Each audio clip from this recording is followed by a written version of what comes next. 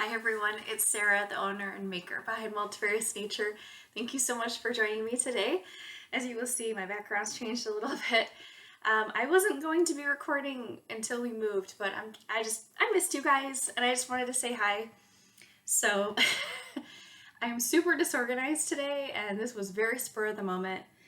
Just got back from work and I just kind of wanted to go over some of my works in progress.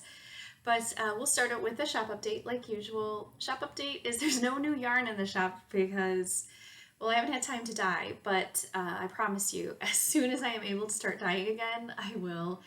We are still in the process of trying to move between homes. I'm still currently recording in our original house. This is just, it's going to be such a learning curve, let me tell you, because where we are moving, internet is going to be interesting. So I'm going to do my very best to record as often as I can when we move, but I am going to at least give you forewarning that I might be a little more sporadic than usual because I'm going to be learning a whole new schedule, everything for recording. I try to be consistent as possible. I really like recording once a week, so I really would like to do that again.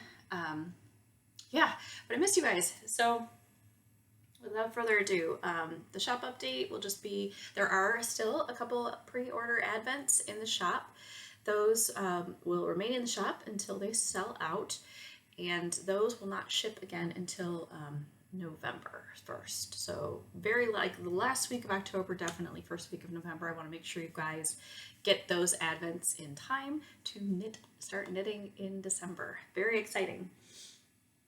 So very exciting with that, the advent, and then, oh, also, moving sale.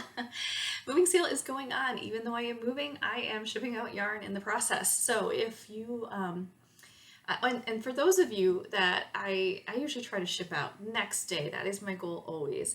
And I've had a few here where just with this moving process, things were slightly delayed. And I just so appreciate your patience. Thank you so much for your patience and understanding. You guys are amazing, so thank you. But I am going to do my very best. And again, it's moving sale is the code, the coupon code. If you go to the website, which I'll link below, and just use moving sale in there, you will get 25% off of your purchase. So that's really exciting and fun. And that goes through, it's the 10th of September. Did I write it down? Yeah, September 10th. Thank goodness I wrote it down in my notes. I kid you not, you guys. I'm looking at my notes from my prior video because I am that spur of the moment here. I didn't prepare anything for this other than I'm just gonna look at my projects and explain it to you. And I so appreciate you guys joining me. So one I haven't talked about in at least a little bit is I'm getting some major progress on it. I haven't knit that much, you guys. I really haven't because I've been moving, and moving takes a lot of time and energy. Trying to take care of two houses at once is a lot, so appreciate you guys sticking with me through it. And for those of you that are new, welcome. I'm sorry, this video is so scattered. Can you tell I'm really tired? So first of all, for those of you returning viewers, welcome back. And if you're new, welcome. I so appreciate you. If you enjoy this content, I usually talk about knitting and show what's new with Multifarious Nature. Definitely feel free to subscribe. If you hit that bell, you'll be notified when new videos are posted. Like I said, I try to post weekly, but that may kind of shift and change with the moving. But here we go. So this is the Birdseed sweater by, see, I knew I wasn't going to remember her name again. Oh, terrible. I'm sorry, guys. Jamie Hoffman. And this is using a one-of-a-kind colorway that I dyed up on a 100% corriedale base. It's just stunning. This color, you can see it's affecting, it's a really beautiful, very warm, purpley color. It has this pattern's fun. It has a neat stitch pattern that actually causes this kind of a seaming look down the sides. It's actually knit in the round, There's no seaming whatsoever, but it actually looks like seaming down the side. So I'm actually in the process of doing the little seed stitch bottom area border that's going to be at the bottom, and then I will be in the sleeve section. Very excited about this. I really want to finish some of these sweaters because it's going to be getting cooler. It's still very warm here in Michigan, as you can see. I'm wearing my little tee here. This is the Outline Tank by Jessie Mate Designs. It is a rather revealing tank. I would not wear this just like running around out in public for me, but I definitely like wearing it around the house right now while I'm running around like a crazy person trying to pack. So yeah, anyway, tangent, but yes, this is the Birdseed sweater by Jamie Hoffman, and I really am enjoying it. I'm just very sporadically working on it, so yeah. And I'm not alternating skeins. Normally I would alternate skeins when you hand dye, because when you use hand dyed yarn, even tonal, you can definitely end up with like solid lines. So this is definitely a tonal, but you can see I dyed these all up in the same dye baths, but this one definitely has some variegation here, so it's a little bit of a line at the bottom here, but this is the bottom of the sweater, so I feel like it's just getting darker as it hits the bottom. It really kind of worked out. But if you don't like any type of that going on and you want it to kind of look more like this, where it's just kind of a tonal variegation going on, you definitely want to make sure that you are alternating skeins every other row. So what I mean is you do a row with one ball and then, or one skein, and then you knit the next row with another skein, and then you knit the next row with the first skein again, and you just keep alternating, and you just alternate carrying the strands up the side as you go, as you go in the round.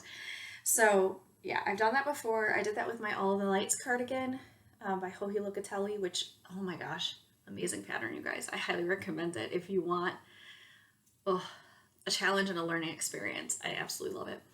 But yes, that is what you'd want to do if you want to make sure it kind of looks more like this versus this area where you kind of have a dark differentiation, but not a big deal.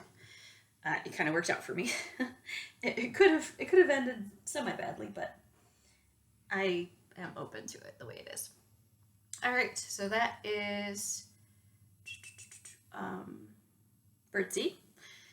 Oh my gosh. All right, the one that I next worked on just a little bit. I kid you guys not, I've like barely done much on this because, well, one is brioche, so it takes twice as long to get distance. I mean, I really mean, here's my progress keeper, which is the cutest thing in the world, you guys.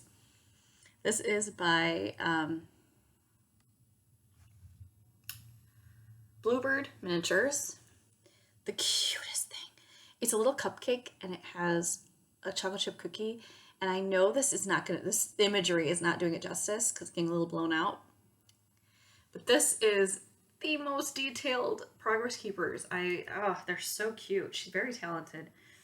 Anyway, this is my Coffee and Jewel sweater by Leslie Ann Robinson. She is an absolute mastermind of brioche.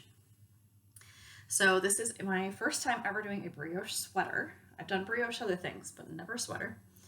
So I am doing that, and this is all Multifarious Nature colorways. We have, oh boy, let's see if I can remember. Whew, a lot going on here. We've got Aurora, Vecna, and these are one-of-a-kind colorways that you can find in the shop. And yeah, once they're gone, they're gone. So I've got that going on there. And then we've got, I think it's shifted to another color. Yeah, then it went to Crandberry. So this is the Vecna and Crandberry. And the Vecna is Stranger Things limited run colorway. And then Crandberry and Wilting Roses. And then I have Wilting Roses in the forefront color, and then Off to Oz is in the background. And it's a really fun pattern because what they're doing is they're alternating the colors, and then the background color moves to the front as you're going down. So if I turn this out inside out, it's gonna have a totally different look to it. So it's kind of fun that you can do that, you know, it's neat. So yeah, I'm debating if I want to do it a 3/4 sleeve. The pattern is actually a long sleeve, but it's gonna have this beautiful scalloped edging to it. And I am debating if I want to do more of a 3/4 sleeve. I love 3/4 sleeve or ballet sleeve where it hits like right by my cuff. That's also kind of my favorite length, especially since it's scalloped. Because if you do it to your wrist and it's scalloped, it's probably gonna hit down in my hands. I don't like that. I do a lot with my hands. I mean, between dishes, cooking, and cleaning, and things like that, like knitting, I just don't like things really hanging into my hands. It kind of gets in the way a little bit. So I'm thinking of maybe the ballet sleeve, either 3/4 or ballet sleeve. Not sure yet, but got time to think about that because I haven't even split for the sleeves yet. I'm still working on that yoke, but it's really wonderful. I'm using, the majority of the bases that I'm using are my non-superwash merino base. It's a merino nylon and it's a non-superwash. It is absolutely wonderful. It's so squishy and beautiful. You can see how wonderfully that just puffs up and has that beautiful stitch definition. I do have a single base. This is my merino single. That's what I dyed up Crandberry on for that one, but yeah, loving it.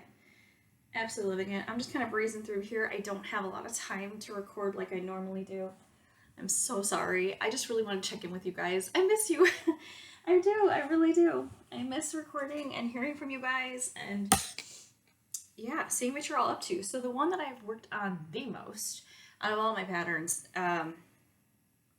is the warmest sweater, ironically enough, that I'll probably be making, is the Alpenglow one that is designed by Andrea Mowry, and it is her Rhinebeck sweater for this year, 2022. I've never made like a Rhinebeck sweater. I've never gone to Rhinebeck. I'm not going to go to Rhinebeck this year. I'd love to go sometime. But this is her Alpenglow sweater. I am using all semi-local to me yarn.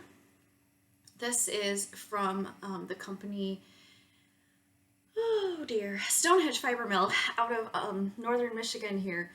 I'm out of Michigan. And this is her Crazy yarn. That's what I'm using for the, like, I don't know if you want to call it a contrast color. And then the main body color is her Roxy yarn is the base. It's called Roxy.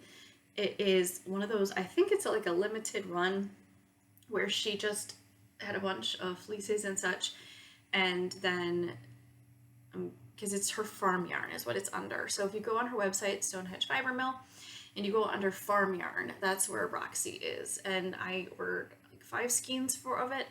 I want to make sure I had plenty. And yeah, I'm loving the way it's looking so far. I love the Crazy yarn.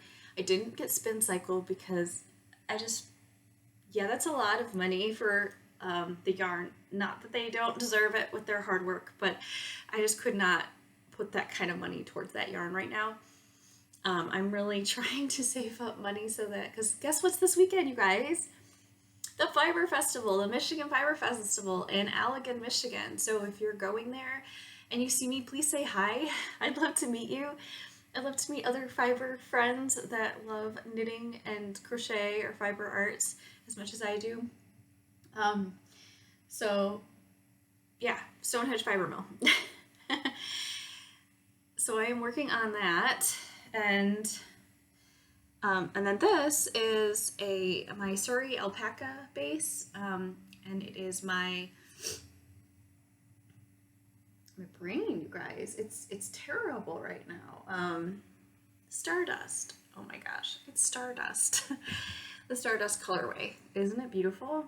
It has this wonderful glow, and that's going to be then on the cuffs as well. And yeah, this Roxy base is, I forgot, I didn't finish my thought. It is a merino alpaca blend, and it's definitely more,